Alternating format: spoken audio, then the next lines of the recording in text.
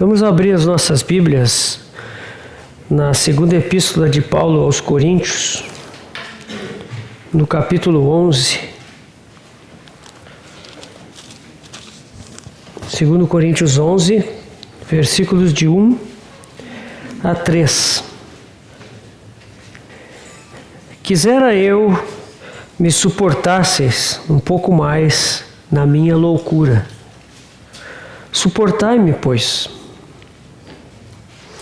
porque zelo por vós com o zelo de Deus, visto que vos tenho preparado para vos apresentar como virgem pura a um só esposo, que é Cristo. Mas receio que, assim como a serpente enganou a Eva com a sua astúcia, assim também sejam corrompidas as vossas mentes e se apartem da simplicidade e pureza devidas a Cristo.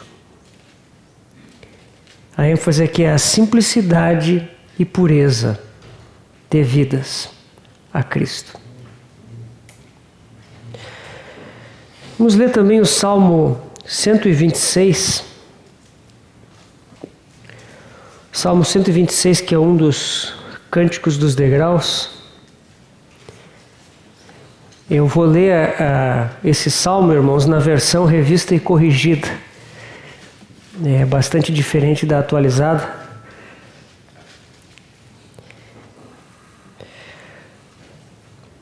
Quando o Senhor trouxe do cativeiro os que voltaram a Sião, estávamos como os que sonham. Então a nossa boca se encheu de riso e a nossa língua de cânticos. Então se dizia entre as nações: grandes coisas fez o Senhor a estes. Grandes coisas fez o Senhor por nós e por isso estamos alegres. Faze-nos regressar outra vez do cativeiro, Senhor, como as correntes do sul. Os que semeiam em lágrimas cegarão com alegria. Aquele que leva a preciosa semente, andando e chorando, voltará sem dúvida com alegria, trazendo consigo os seus molhos. Vamos ter mais uma palavra de oração, irmãos. Pai amado, nós estamos aqui. Queremos ouvir o Teu falar. Pai, Tu sabes que nós precisamos da Tua palavra. Nós somos as ovelhas do Teu pastoreio. Se o pastor não nos instruir, como nós poderemos andar? Queremos que Tu nos leves às águas de descanso, que Tu nos leve às pastagens para sermos fortalecidos. Precisamos do Teu falar, Senhor. Queremos ouvir a voz do nosso pastor. Queremos conhecê-lo mais e mais. Te revela a nós nessa manhã, Senhor. Abre a Tua palavra eterna para nós. Sabemos que esse é o Teu desejo. Abrir a Tua palavra. Revelar, ó Pai, o Teu Filho na Tua palavra para nós. Então fala conosco. Rogamos que o Teu Espírito Santo possa estar presente aqui, ungindo lábios, ouvidos, corações, para que a Tua vontade seja conhecida, Pai. Nós pedimos isso no nome do Teu Filho, nosso Senhor Jesus. Amém.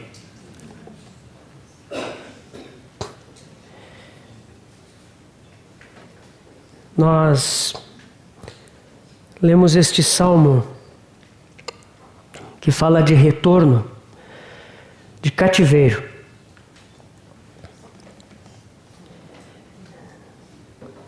Aqui nós ficamos sabendo, irmãos, que existem muitos cativeiros e que nós precisamos ser libertados dos nossos cativeiros. Em 1520, Martinho Lutero publicou um livro Nós sabemos que a reforma começou em 1517, né? Quando Lutero pregou aquelas 95 teses nas portas do castelo de Wittenberg. Mas em 1520, 3 anos depois, ele publicou um livro. Esse livro se intitula O Cativeiro Babilônico da Igreja. Esse livro foi um dos livros mais fortes que Lutero publicou e foi uma das razões pelo qual o Papa exigiu que ele fosse julgado por heresia.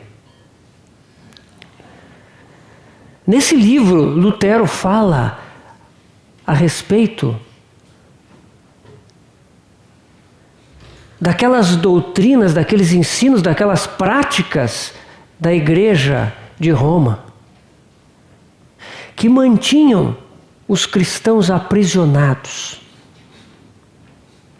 Ele fala das superstições, ele fala da doutrina da supremacia papal, ele fala dos sacramentos, da penitência, ele fala de uma série de coisas. Ele fala da Bíblia somente em latim, suprimida dos crentes. Ele fala das indulgências. E ele compara essa situação terrível em que a igreja se encontrava, essa situação de escravidão, ele compara ao cativeiro do povo de Israel. Ele compara a situação que Israel caiu quando o reino de Judá foi levado para o cativeiro na Babilônia. Que é a situação que nós queremos estudar aqui nos livros de Esdras e Neemias, que vão nos ocupar nessa primeira sessão da manhã. Lutero escreveu sobre o cativeiro babilônico da igreja porque ele percebeu que a igreja no seu tempo vivia a mesma situação que levou Israel para o cativeiro. E nós sabemos que quando Lutero ergueu a sua voz profética, toda a situação espiritual do mundo mudou. Era uma antes dele e se tornou outra depois que Deus o levantou. O cativeiro babilônico da igreja. A pergunta é, irmãos, será que hoje a igreja não continua no cativeiro? O Salmo 126 fala: faze-nos regressar outra vez do cativeiro, Senhor, como as correntes do sul. Restauração. Ontem nós já começamos a ouvir sobre isso. A restauração, meus irmãos, é um processo. Ela sempre está em andamento. O Senhor Jesus falou lá no Evangelho de João: meu Pai trabalha até agora e eu trabalho também. A obra de restauração de Deus, ela não está em andamento somente quando nós nos dispomos. Deus está restaurando todas as coisas ao seu propósito original. Sempre. Ele nos chama a participar disso. Mas nós estamos no cativeiro. A igreja está no cativeiro. E nós somos chamados a perceber essa situação. A perceber que Deus nos chama a participar com Ele naquilo que Ele já fez no seu amado Filho e que pelo seu Espírito Ele efetua hoje na vida dos seus filhos e na vida da sua igreja. Lutero percebeu essa situação e ele foi levantado por Deus. E quando o Senhor o levantou, o Senhor abriu seus olhos e ele percebeu a verdade da justificação pela fé. Fé na graça. Nós ouvimos ontem falar sobre a graça. Justificação pela fé e não por obras. E não pelo que podemos fazer, não pelo que podemos comprar. Pela graça de Deus. A justiça que nos é concedida por graça, pela qual temos livre acesso ao trono de Deus. Lutero percebeu a centralidade das Escrituras como único fundamento para a nossa fé.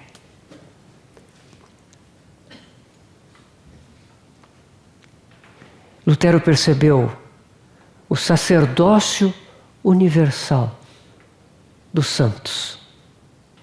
Que Deus não tem apenas uma classe de sacerdotes, mas todos aqueles que nascem de novo, pelo sangue de Jesus, são chamados a exercer o seu sacerdócio diante de Deus e diante dos seus irmãos.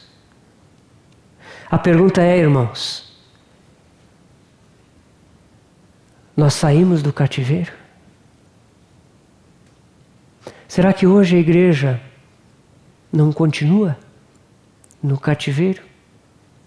Eu me refiro à igreja em geral, a igreja como um todo.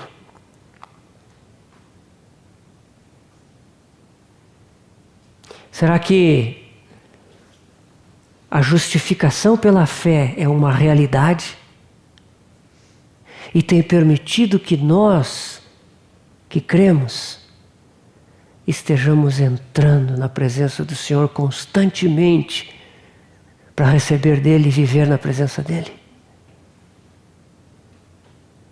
Será que as Escrituras, como palavra viva de Deus, têm sido desfrutadas, têm sido exploradas, conhecidas de forma viva pelos crentes, pela igreja? Hoje ela não está mais acorrentada. Hoje ela está traduzida, publicada, disponibilizada, meio impresso, meio digital, vídeo, áudio, de todas as formas. Mas será que nós ainda não estamos cativos, afastados, alheios à palavra de Deus? Sacerdócio universal dos santos. Que verdade preciosa, irmãos. Todos somos sacerdotes. Todos podemos nos achegar ao Santo dos Santos com ousadia, com intrepidez. Quantos na igreja de Deus têm exercido o seu sacerdócio? Precisamos sair do cativeiro. Precisamos clamar a Deus para que Ele nos liberte dos nossos cativeiros. Hoje, meus irmãos, hoje, esse é o nosso chamamento. Hoje nós precisamos voltar para Jerusalém. Jerusalém representa o centro da vontade de Deus.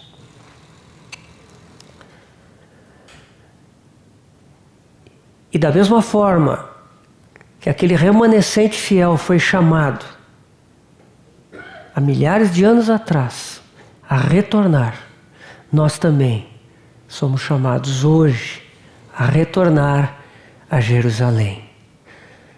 Retornar ao centro da vontade de Deus, a simplicidade e a pureza de Cristo Jesus.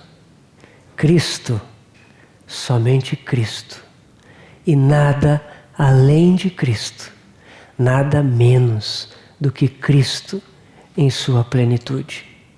Esse é o nosso chamamento, e é isso que nós queremos examinar nas Escrituras em relação a esse tema.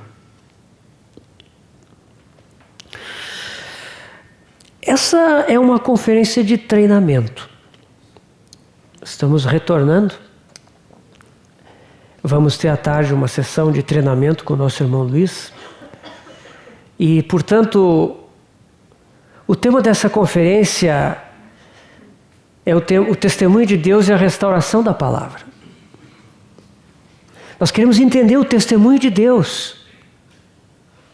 E a restauração da palavra, meus irmãos, se refere ao fato de que a palavra de Deus vai nos falar do caminho da restauração. É ali que nós vamos encontrar como retornar. Nós sabemos que a palavra de Deus, ela tem 2 testamentos, o Antigo Testamento e o Novo. E nós sabemos que o Antigo Testamento, ele é composto de muitos quadros e figuras. Enquanto o Novo Testamento, ele nos apresenta a realidade concreta das coisas. O Antigo Testamento, ele vai apontar para aquele que haveria de vir, Cristo. O Novo Testamento nos mostra a manifestação de Cristo. E vai nos explicar as consequências dessa manifestação até a sua consumação no livro de Apocalipse. Então é importante entender essas 2 partes das Escrituras. Existe algo que se chama tipologia, que é o estudo dos tipos. Essas figuras e quadros que estão no Antigo Testamento, eles são tipos. Lá em 1 Coríntios, capítulo 10, tem um trecho que nos ajuda. 1 Coríntios, capítulo 10, os versículos de 1 a 6.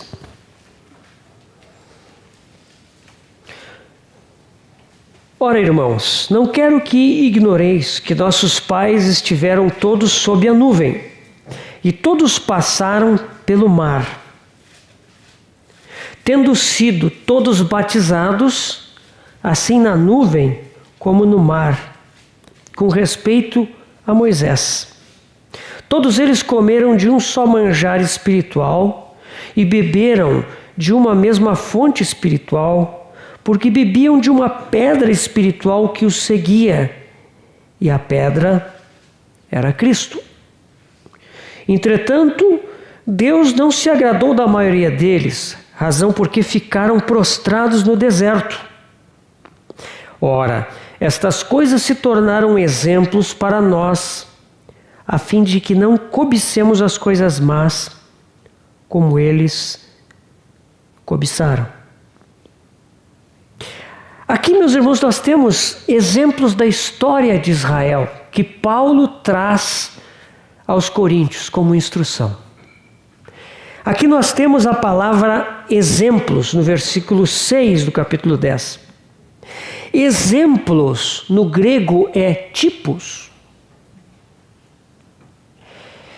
Essas ilustrações, esses eventos do Antigo Testamento, eles são tipos. Eles tipificam realidades espirituais que vão se concretizar no Novo Testamento. A palavra exemplos, ela aparece de novo aqui no versículo 11, quando Paulo repete: estas coisas lhe sobrevieram como exemplos, tipos, de novo, e foram escritas para advertência nossa de nós outros, sobre quem os fins dos séculos têm chegado. Então, nós, mais do que nunca, vivemos numa época que o fim dos séculos tem chegado. Essas coisas do Antigo Testamento foram escritas para advertência nossa. Elas são tipos. Aqui nós vemos que Paulo, ele vai nos falando sobre batismo, por exemplo, e relaciona o batismo com o povo de Israel, na nuvem e no mar. Ele fala de pedra, ele fala daquela pedra da onde jorrou água. E ele nos explica o significado dessa pedra. Essa pedra no deserto é um tipo de Cristo. Nós sabemos isso. Essas coisas do Antigo Testamento são tipos. são exemplos, são lições, que são muito espirituais para nós. Muitas vezes, irmãos, nós gostamos das coisas concretas. Eu gosto de ler Romanos, ali eu entendo. Paulo argumenta, desenvolve o seu raciocínio sobre a justificação pela fé. Ele vai falar sobre aspectos da obra da cruz, não só a justificação, mas a reconciliação, a santificação, a glorificação. Nós gostamos de Paulo conceitualizando as coisas, definindo com precisão, mas muitas vezes isso pode perder para nós a clareza. Nós podemos nos envolver, num certo sentido, irmãos, em raciocinar sobre a nossa fé. E por isso as ilustrações do Antigo Testamento são muito importantes. Elas são quadros muito vívidos. E essas ilustrações, elas vão funcionar como exemplos, como tipos de realidades espirituais. E elas vão nos advertir em relação ao tempo em que nós vivemos. Por isso, o Antigo Testamento, ele é muito importante. Em Atos, no capítulo 7, existe uma expressão muito interessante. Atos 7, 37. Na verdade é 38. Atos 7, 38. Aqui nós temos o discurso de Estevão. E olha o que Estevão diz aqui. Vamos ler os dois versículos, Atos 7, 37 e 38. Foi Moisés quem disse aos filhos de Israel: Deus vos suscitará dentre vossos irmãos um profeta semelhante a mim. É este Moisés quem esteve na congregação no deserto. Só até aqui. É este Moisés quem esteve na congregação no deserto. Meus irmãos, o termo aqui, essa palavra congregação, no grego é eclésia. Isso é muito interessante, que o Espírito Santo usa o mesmo termo para Israel, que é o termo que define a igreja. É este Moisés que esteve com a igreja no deserto. E aqui nós vemos como Israel tipifica a igreja do Novo Testamento. Por isso, quando nós nos aproximamos dos livros de Esdras e Neemias, que nós queremos estudar aqui, nós precisamos entender que isso não são apenas histórias, isso não são apenas biografias de homens e mulheres tementes a Deus que instruem a nossa carreira cristã. Sem dúvida que esses livros são isso também. E esses livros são muito bons nesse sentido. Esses livros têm histórias muito inspiradoras, exemplos muito bons. Mas eles, além disso, eles são tipos de verdades espirituais relacionadas aos tempos que nós vivemos hoje. Eles são muito ricos em mostrar realidades que nós precisamos conhecer. Por isso precisamos estudar esses livros. Esses livros são muito importantes. Quando nós falamos de tipologia, é preciso muito cuidado, irmãos. Porque é verdade que as histórias do Antigo Testamento são tipos de realidades espirituais do Novo Testamento. Mas muitas vezes se corre o perigo de usar isso com muito descuido.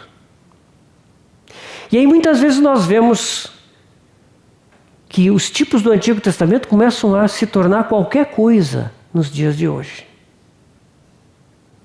As pessoas às vezes usam de forma descuidada aquelas menções do Antigo Testamento, tentando interpretar realidades do novo. Meus irmãos, a própria Escritura, ela traz as regras para nós entendermos isso.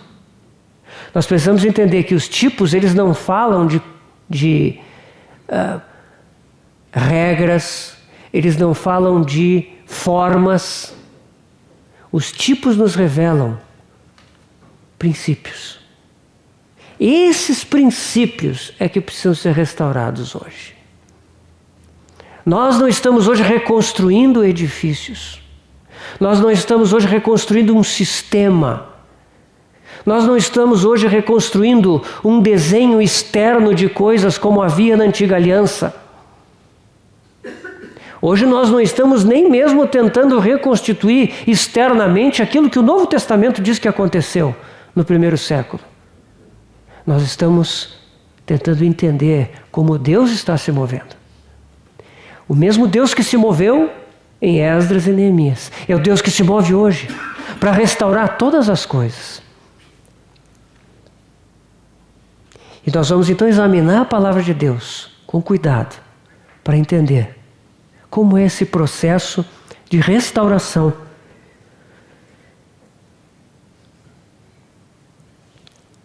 na palavra de Deus. Moisés esteve com a igreja no deserto. Nós precisamos perceber, irmãos, como existe no coração de Deus um desejo pela igreja. Nós somos criados à imagem e semelhança de Deus. E há um propósito nisso. Deus nos criou à sua imagem e semelhança para ter comunhão conosco. Deus não precisa de nada. Ele é onipotente, onipresente, onisciente, autossuficiente. Mas por causa do seu grande amor, do seu desejo incontido de extravasar o seu grandioso amor, Ele nos criou. Porque ao nos criar, Ele criou seres aonde o seu amor poderia ser derramado. Essa é a razão pela qual nós somos criados. Nós somos feitos unicamente por causa do amor de Deus e do desejo dele de se derramar para conosco, de nos encher, de se revelar, de nos levar à plenitude.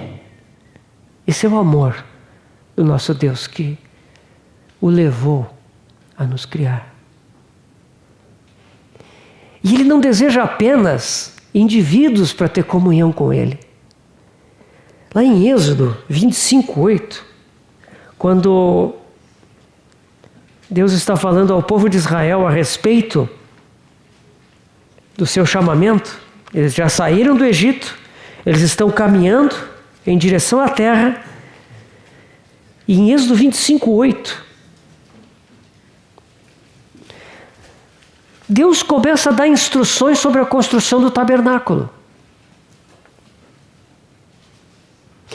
Os irmãos sabem o que o tabernáculo é? Um tipo, né?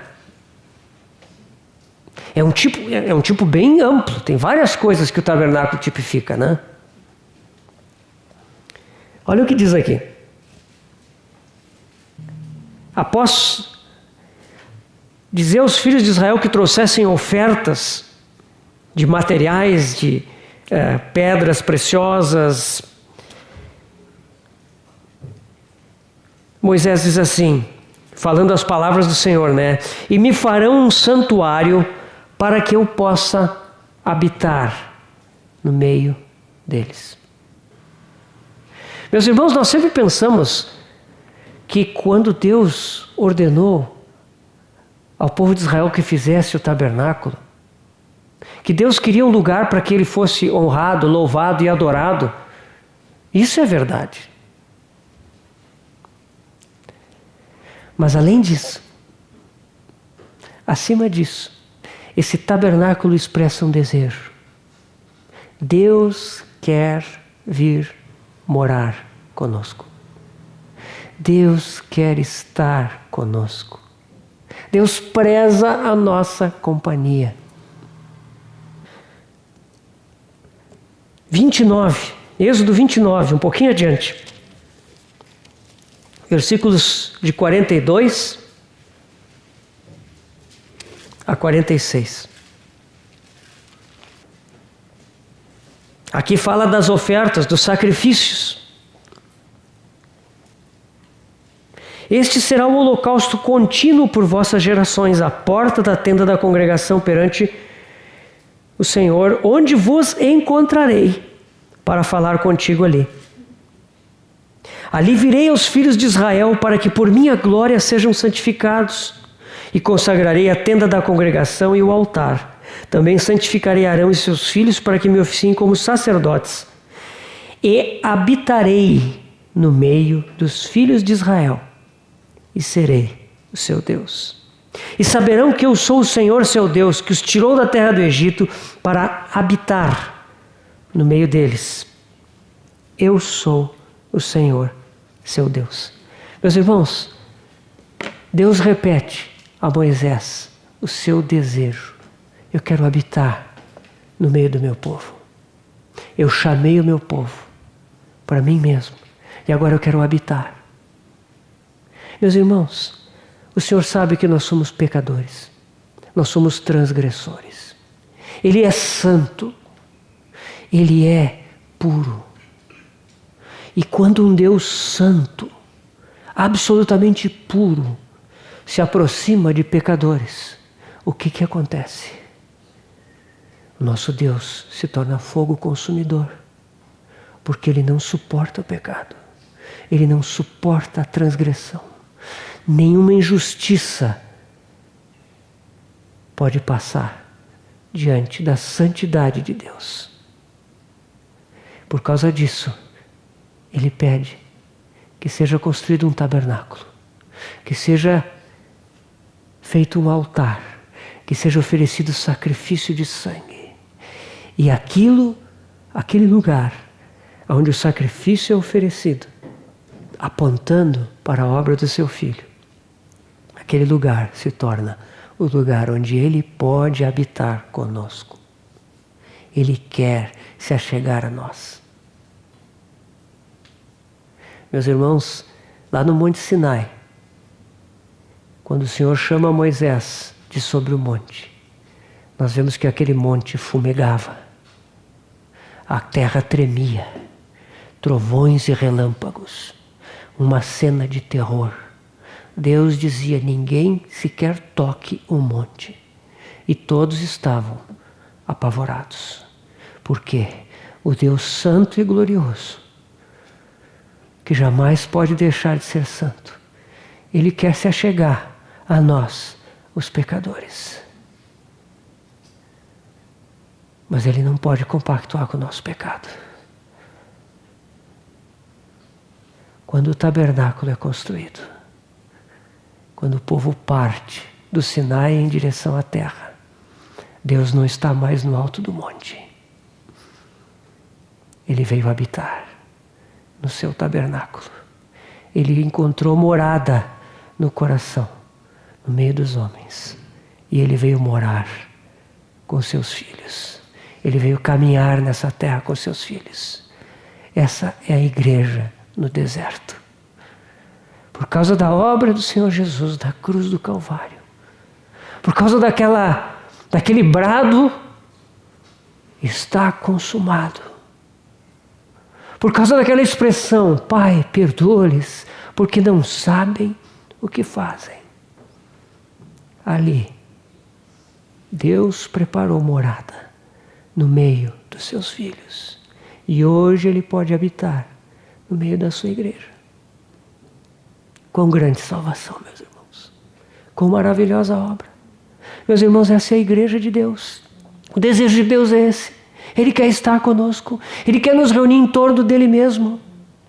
E Ele preparou todas as coisas naquela obra consumada na cruz, para que nós pudéssemos ser reunidos em torno dEle, O Senhor Jesus falou 2 vezes na igreja. Evangelho de Mateus, no capítulo 16 primeiro. Quando Pedro o confessou. Quando Pedro declarou: tu és o Cristo, Filho do Deus vivo. Quando isso foi revelado a Pedro, pelo Pai, o Senhor Jesus pôde dizer: tu és Pedro, uma pequena pedra. Sobre esta rocha, tua confissão, eu edificarei a minha igreja. Meus irmãos, o Senhor Jesus veio a esse mundo salvar os pecadores para edificar a casa de Deus, para nos fazer pedras vivas que Ele coloca na sua casa, a igreja. E Ele não está fazendo outra coisa hoje que não seja isso. Eu edificarei a minha igreja, e as portas do Hades, as portas da morte, não prevalecerão sobre ela. É isso que o Senhor está fazendo hoje. Em Mateus 18 ele menciona de novo a igreja. E se não te ouvir, dize-o à igreja. Ali o Senhor Jesus está falando que a igreja é uma família. Homens e mulheres congregados ao redor dele mesmo, vivendo em comunhão, como uma família, resolvendo seus problemas com amor, em torno dele mesmo. E ali ele diz: onde 2 ou 3 estiverem reunidos em meu nome, ali estarei no meio deles. Meus irmãos, essa é a definição mais simples e mais profunda da igreja. 2 ou 3 reunidos em seu nome. Nosso Senhor Jesus tinha a igreja no seu coração. Ele deseja a igreja. Paulo fala sobre a igreja. Paulo fala sobre o corpo de Cristo, sobre o cabeça que está no céu, a quem ele conheceu na estrada de Damasco. Paulo fala de nós, os membros do seu corpo, porque nós somos membros do seu corpo. E lá em Atos 1, quando ele introduz o livro de Atos, no primeiro capítulo, eu não sei se é exatamente o primeiro versículo: escrevi o primeiro livro, ó Teófilo, falando de todas as coisas que Jesus começou a fazer e a ensinar.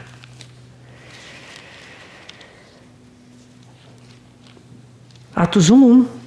Escrevi o primeiro livro, ó Teófilo, relatando todas as coisas que Jesus começou a fazer e a ensinar. Meus irmãos, Lucas está escrevendo seu segundo livro. Nós já sabemos isso, mas é preciso lembrar. Lucas escreveu o seu primeiro livro, ele diz aqui, e no seu primeiro livro, o que ele relatou? As coisas que Jesus começou a fazer e a ensinar. Mas como? Lucas relata a morte do Senhor na cruz.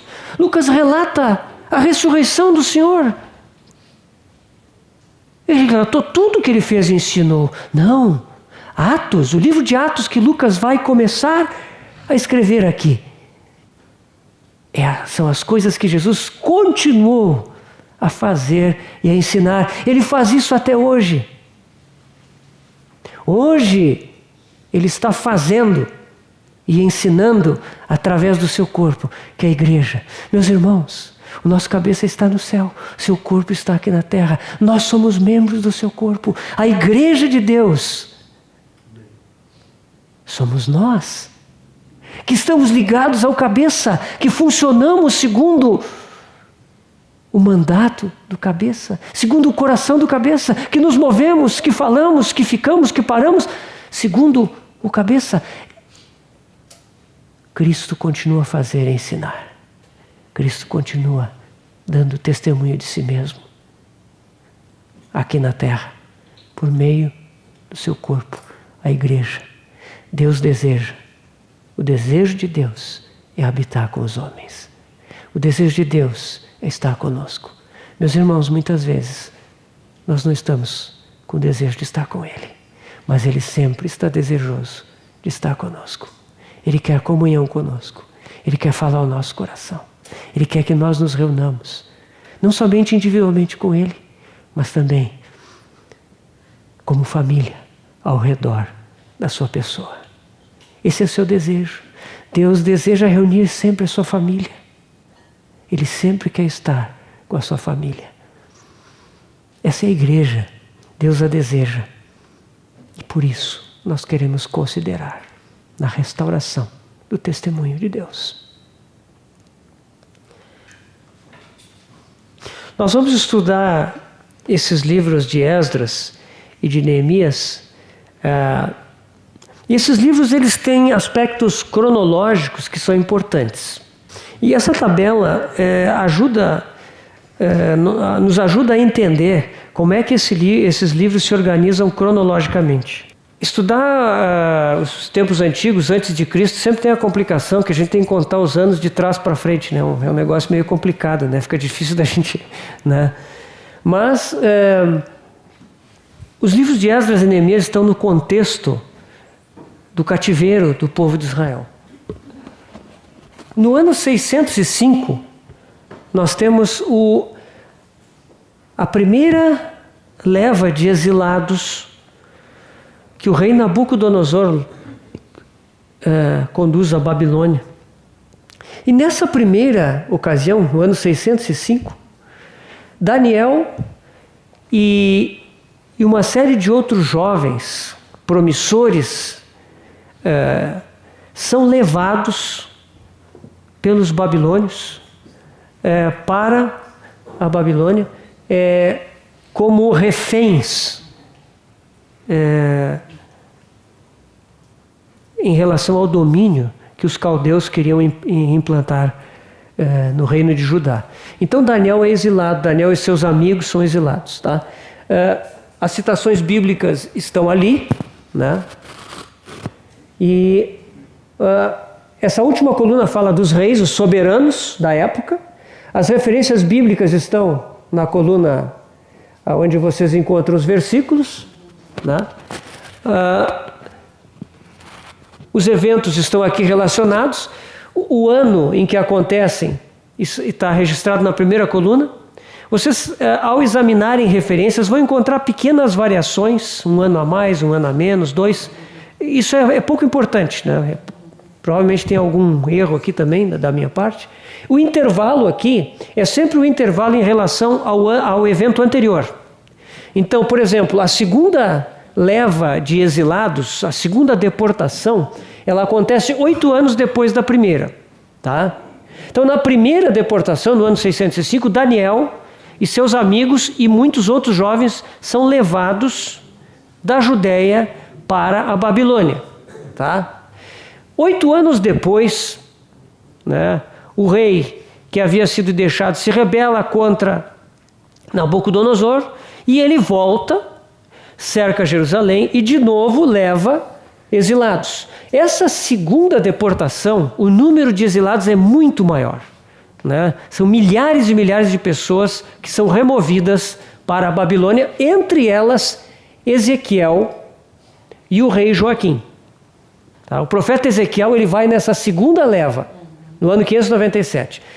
No ano 587, se passam 10 anos, portanto, aí nós temos a terceira deportação, e essa é uma deportação trágica, né? Porque dessa vez, a rebelião de Judá, ela é muito mais séria, e o rei Nabucodonosor não só invade Jerusalém, mas ele também destrói as suas muralhas, incendeia e destrói o templo, queima a cidade e leva embora um número ainda maior de exilados, deixando somente os pobres da terra. Ou seja, a nação de Judá ela é praticamente removida do mapa. Isso acontece no ano 587. Se passam 25 anos, e esse rei que foi levado na segunda deportação, Joaquim, quando Nabucodonosor morre e o seu filho Evil-Merodach assume o trono da Babilônia, Joaquim é restaurado, não ao reino, mas ele é tirado da prisão e lhe é concedido um lugar à mesa do rei da Babilônia. Ele é honrado e ele passa a residir com a sua família no Palácio Real. Né? Então 25 anos se passam e o rei Joaquim é libertado. Esse rei Joaquim é libertado e ele é pai de Salatiel, que é pai de Zorobabel. E aqui nós vemos o caminho da graça de Deus. Nós falamos sobre graça ontem à noite, né? O Lawrence trouxe a palavra. O avô de Zorobabel, ele vai criar sua família no Palácio Real, aonde o próprio Zorobabel, jovenzinho, provavelmente conheceu o profeta Daniel. E de alguma forma, pela providência do Espírito Santo, começou a ter o seu coração despertado em relação à terra, em relação a Jerusalém, em relação à casa de Deus. 23 anos se passam depois do rei Joaquim ser liberto, e um novo império se levanta, o Império Medo-Persa. E Ciro conquista a Babilônia, no ano 539. Um ano depois, nós temos a oração de Daniel, Daniel 9. Seguida do decreto de Ciro, para que todos retornem, aqueles que quiserem. E é com esse decreto que começa a nossa história de Esdras e Neemias. Se passam cerca de 2 anos, isso não se tem total certeza, mas cerca de 2 anos se passam para que os judeus se preparem e retornem à terra com Zorobabel. O altar é logo restaurado. Mas nós sabemos que a casa de Deus não é edificada, porque vem a oposição, vem os problemas e a obra é interrompida. 15 anos se passam, até que, no ano 520, o próprio Zorobabel, ele e o remanescente fiel que estavam já há 15 anos na terra e não haviam reconstruído a casa, eles são reanimados pelo ministério dos profetas Ageu e Zacarias. Aqui vocês veem a citação ali bíblica, Ageu e Zacarias. Né? O templo ele é reconstruído, porque Deus levanta esses 2 profetas, e através do seu ministério, outra vez o espírito daquele remanescente é despertado. O templo é reconstruído. E em seguida nós temos um período muito grande de 57 anos. Quem lê o livro de Esdras parece que não tem isso, né? Mas entre Zorobabel e Esdras tem um período muito grande. Na verdade são 77 anos, mais ou menos, entre a vinda de Zorobabel para Jerusalém e a vinda de Esdras. Muitos anos se passam. A gente lê, parece que não. Parece até que é uma sequência. Não. Quando Esdras retornou, certamente Zorobabel e o sumo sacerdote Josué já não eram mais vivos. Mas esse período todo é um período em que o remanescente está na terra, está habitando lá na terra, mas a grande maioria dos judeus ficou. E aí acontecem os eventos do livro de Esther. Então, quando você lê Esther, você lê as histórias do livro de Esther, tenha consciência. Ali trata do povo judeu como um todo, por todo o Império Persa.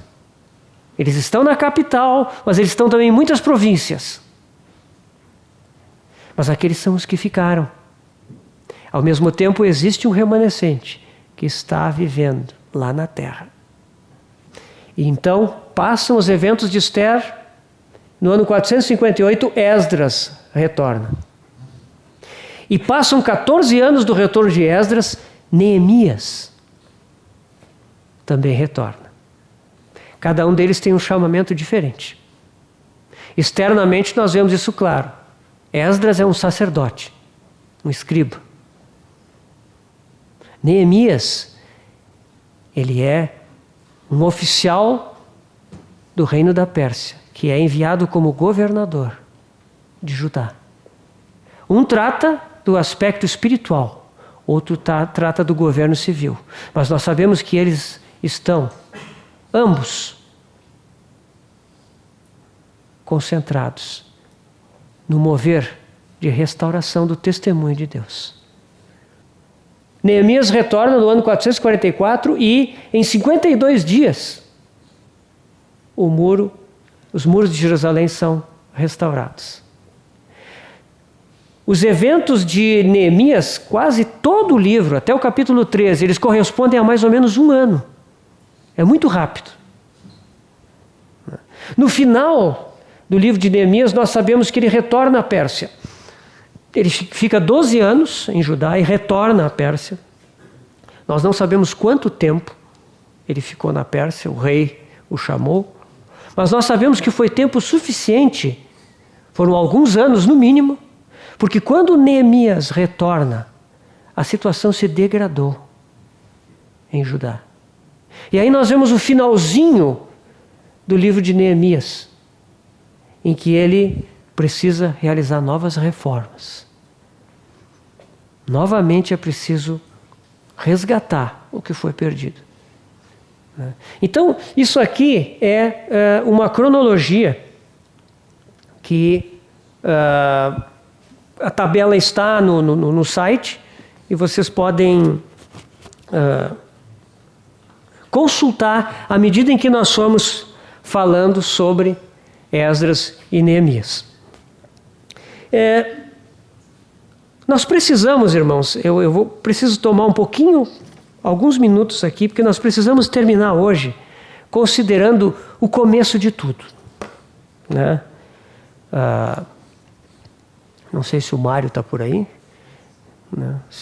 Não, o Mário não está, então eu vou ter que pedir emprestado uns 10 minutos do Mário, sem ele estar aqui, né? Então, vai assim mesmo, né, irmãos? Nós vamos passar um pouquinho das 10h30, porque nós ainda não começamos propriamente o nosso tema, já vimos a cronologia, né? Mas nós queremos estudar Esdras e Neemias e entender o que Deus tem para nos falar a respeito da restauração do seu testemunho. A palavra nos dá o caminho dessa restauração. Nós vamos ver, irmãos, que com Zorobabel, que nós vamos tratar amanhã de manhã, nós temos a restauração do altar. A ênfase é o altar.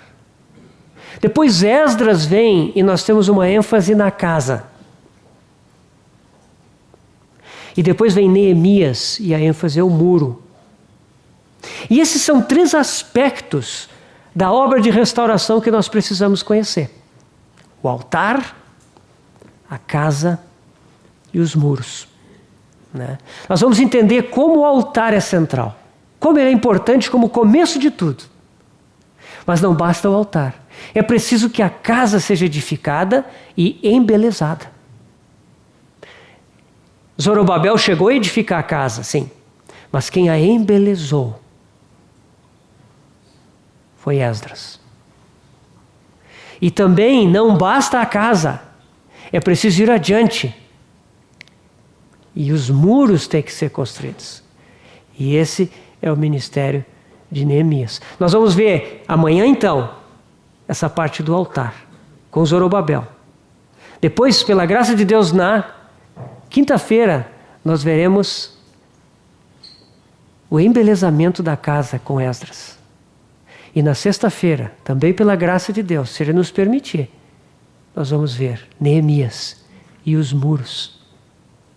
E isso vai nos dar uma sequência, que eu espero possa nos encorajar em entender a obra de restauração do seu testemunho. Mas onde começou isso tudo? Isso não começou com Esdras. Quando nós lemos Esdras no capítulo 1, nós vemos que Esdras 1:1 diz assim: no primeiro ano de Ciro, rei da Pérsia, para que se cumprisse a palavra do Senhor por boca de Jeremias, despertou o Senhor o espírito de Ciro, rei da Pérsia, o qual fez passar pregão por todo o seu reino, como também por escrito, dizendo, e aí vem o decreto. Mas aqui nós vemos que foi o Senhor que despertou o espírito de Ciro. No versículo 5 nós vemos que foi o Senhor, o Espírito do Senhor, que despertou o espírito dos que voltaram também. Então o Senhor não somente despertou o espírito dos seus filhos que estavam no cativeiro, mas Ele também despertou o espírito de um rei incrédulo, para que esse rei liberasse e desse as condições para que o seu povo voltasse. E Ele fez isso em cumprimento da sua própria palavra, para que se cumprisse a palavra por boca de Jeremias. Meus irmãos, nós estamos falando sobre restauração da palavra. Como é importante que nós saibamos que o começo, o meio e o fim, que todas as coisas elas têm as suas raízes aqui, nas Sagradas Escrituras. A palavra de Deus. Deus se deleita em revelar sua palavra, em trazer a sua palavra. E Ele se deleita em dizer assim, eu vou cumprir a minha palavra.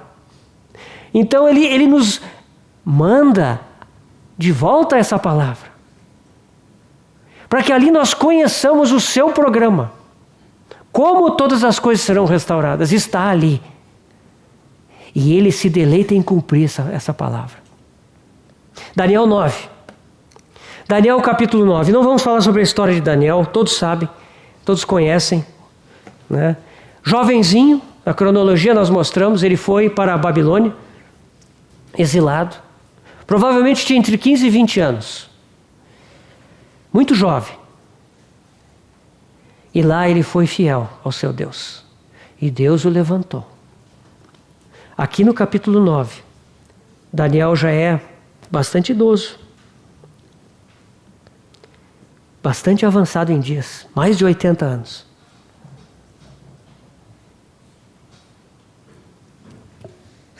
Próximo de 90 talvez. E olha só aqui.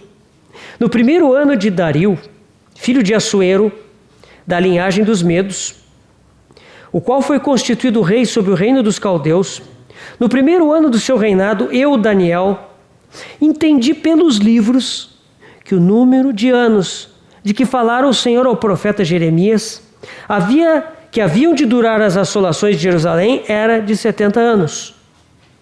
Voltei o rosto ao Senhor Deus, para o buscar com oração e súplicas, com jejum, pano de saco e cinza.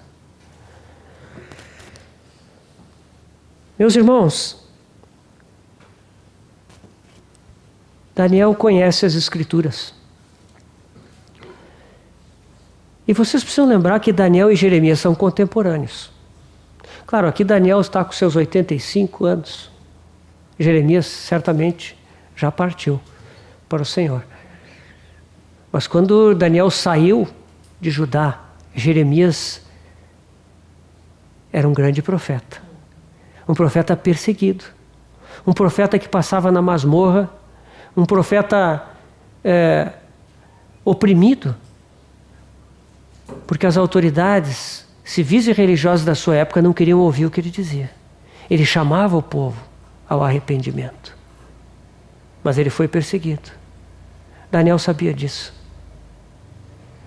Meus irmãos, Daniel foi para a Babilônia. Eu tenho certeza que Daniel, de alguma forma, ele conseguiu os rolos da lei, os rolos dos salmos, dos livros históricos, dos profetas, de alguma forma. Daniel estava em condições de se manter familiarizado com as Escrituras. Quando ele chega nessa idade aqui, ele estava estudando os livros do profeta Jeremias. Meus irmãos, esses livros, eles provavelmente nem estavam integrados naquele momento ao cânon das Escrituras. Porque O templo se fora, o sacerdócio se fora. O povo estava no exílio. Mas de alguma forma, esses rolos de Jeremias chegaram até Daniel. Você sabe que Jeremias morreu no Egito. Ele jamais saiu da terra. Mesmo quando houve a terceira deportação, ele ficou lá. E depois ele foi levado para o Egito. E ele morreu lá. Esses livros de Jeremias, eles sobreviveram ao fogo. Meus irmãos, nos dias do rei Joaquim, antes da destruição de Jerusalém, Deus mandou que Jeremias escrevesse as profecias num rolo. Todas as suas profecias. Jeremias estava na cadeia, no cárcere, e ele chamou seu assistente Baruque. E aquele livro foi escrito. E Deus mandou enviar ao rei para que seja lido na presença dele. Aquilo foi lido na presença do rei. Você sabe o que aconteceu, né? Não precisamos ir lá para não gastar mais tempo do Mário. Jeremias 36, 1 e 2 é a ordem para que Jeremias escrevesse suas profecias. E nesse mesmo capítulo 36 de Jeremias, se você ler o 23 e o 24, versículo 23 e 24, você vai ler que o rei Joaquim, à medida que aquele livro era lido, o rei Joaquim pegou uma adaga, cortou aquele rolo e o jogou num braseiro de fogo. Meus irmãos, vocês percebem por que a palavra de Deus é tão perseguida? Porque ela mostra o caminho dos propósitos de Deus. Ela mostra aquele caminho que certamente se cumprirá. O programa de Deus. E ela chama os homens, a palavra de Deus chama os homens a conhecerem esse programa e a se integrarem, a participarem, porque Deus deseja a nossa participação. Ele nos chama a participar do que Ele está fazendo. O rei queimou aquele livro. Naquele livro estava escrita a profecia que Daniel estudou. Deus então mandou que Jeremias escrevesse de novo. E ele escreveu. Aquela palavra foi maravilhosamente preservada. Ela foi para o Egito, provavelmente, junto com Jeremias. E do Egito ela achou o seu caminho. Milhares de quilômetros até a Babilônia. Porque havia um homem que tinha um coração pela palavra de Deus. E aquele livro chegou lá. Meus irmãos, não tinha internet, não tinha Amazon, não tinha download, não tinha nem imprensa. Mas o rolo de Jeremias chegou até Daniel.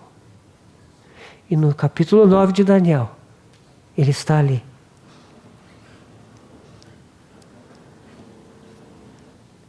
Entendi pelos livros. Meus irmãos, Daniel estava lendo aquela profecia. E ele chegou ao capítulo 29 de Jeremias, versículo 10. Aonde diz: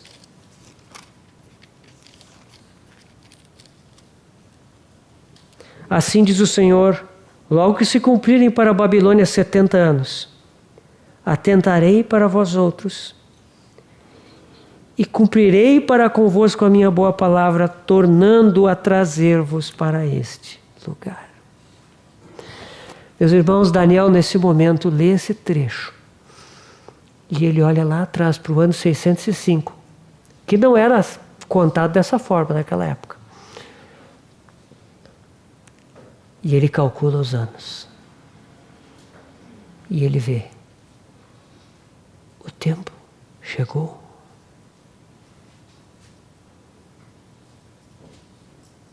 Os 70 anos estavam prestes a se cumprir. Onde está o povo?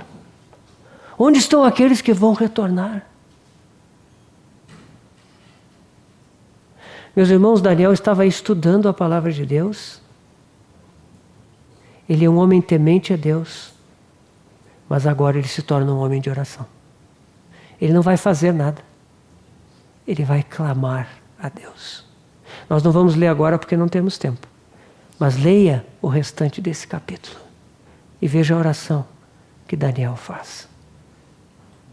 A maior parte dessa oração é confissão. Confissão de pecado. Nós temos pecado. Nós temos transgredido. A nós só cabe o corar de vergonha. Meus irmãos, Daniel cometeu algum dos pecados que causaram o exílio do povo de Israel? Acaso Daniel é culpado por isso? Acaso Daniel não deveria dizer: estes pecadores, estes homens duros, que transgrediram, que adulteraram, que envergonharam o nome de Deus? Não. Nós pecamos. Nós. O pecado do povo de Israel é o pecado de Daniel. Essa é uma atitude sacerdotal. Ele clama a Deus. Ele confessa o pecado. E ao final de um longo trecho de confissão, no versículo 17 do capítulo 9 ele diz, ele muda. Aí ele deixa a confissão e ele passa a orar pelo propósito de Deus. Agora, pois, ó Deus nosso, ouve a oração do teu servo e as suas súplicas, e sobre o teu santuário assolado, faze resplandecer o rosto por amor do Senhor. Inclina, ó Deus meu, os ouvidos e ouve. Abre os olhos e olha para a nossa desolação e para a cidade que é chamada pelo teu nome. Porque não lançamos as nossas súplicas perante a tua face, fiados em nossas justiças, mas em tuas muitas misericórdias. Ó Senhor, ouve. Ó Senhor, perdoa. Ó Senhor, atende-nos e age. Não te retardes, por amor de ti mesmo, ó Deus meu, porque a tua cidade e o teu povo são chamados pelo teu nome. Meus irmãos, Jerusalém, o templo de Deus, a casa de Deus, estão no coração de Daniel. E ele clama pela restauração do testemunho do Senhor. Imediatamente, versículo 20. Falava eu ainda e orava e confessava o meu pecado e o pecado do meu povo de Israel e lançava minha súplica perante a face do Senhor meu Deus pelo monte santo do meu Deus. Falava eu, digo ainda, na oração, quando o homem Gabriel, que tinha observado a minha visão ao princípio, veio rapidamente voando e me tocou na hora do sacrifício da tarde. Há muito tempo Daniel não sabia o que era sacrifício. Quase 90 anos que ele está longe de Jerusalém. Quase mais de 60 anos que o templo foi destruído. Mas Daniel ainda tem no coração o sacrifício da manhã, o sacrifício da tarde, diariamente, todo dia. Sabemos lá pelo capítulo 6 que ele tinha janelas na sua casa, onde ele orava 3 vezes ao dia, janelas voltadas para Jerusalém. Meus irmãos, esse homem está na Babilônia, é um homem importante, um oficial de Estado da Babilônia, mas seu coração está em Jerusalém. Ele ora e o anjo Gabriel diz: no princípio das tuas súplicas saiu a ordem e eu vim para te declarar porque és muito amado.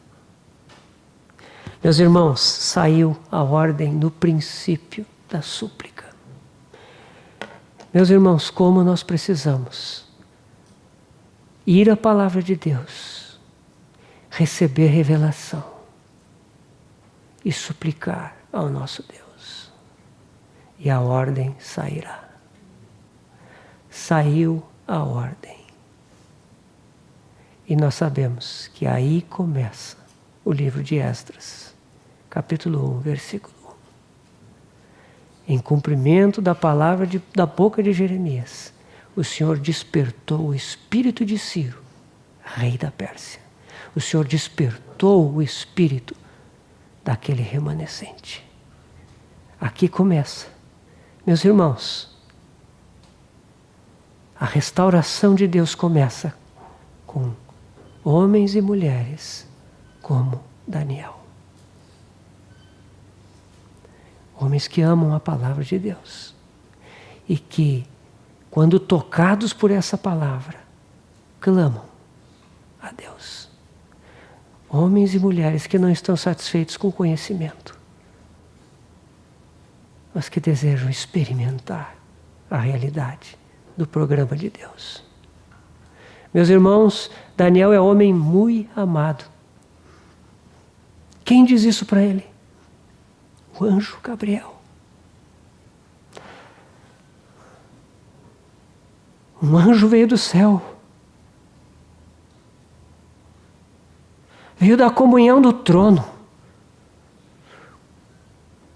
Com o Pai, com o Espírito, com o Filho, com os anciãos, seres viventes, anjos.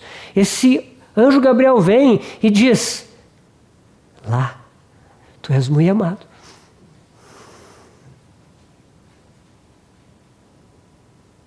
Que precioso, irmãos.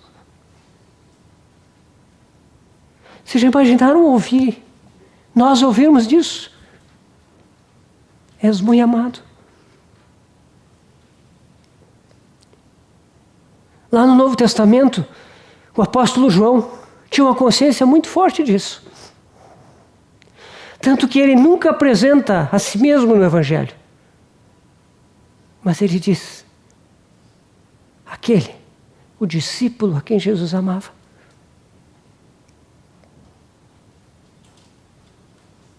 Ele sabia, que Daniel soube, és muito amado.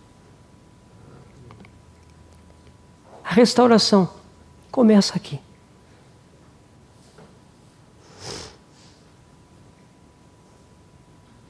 Ele nos amou de tal maneira que nós não temos outra coisa a responder senão amá-lo.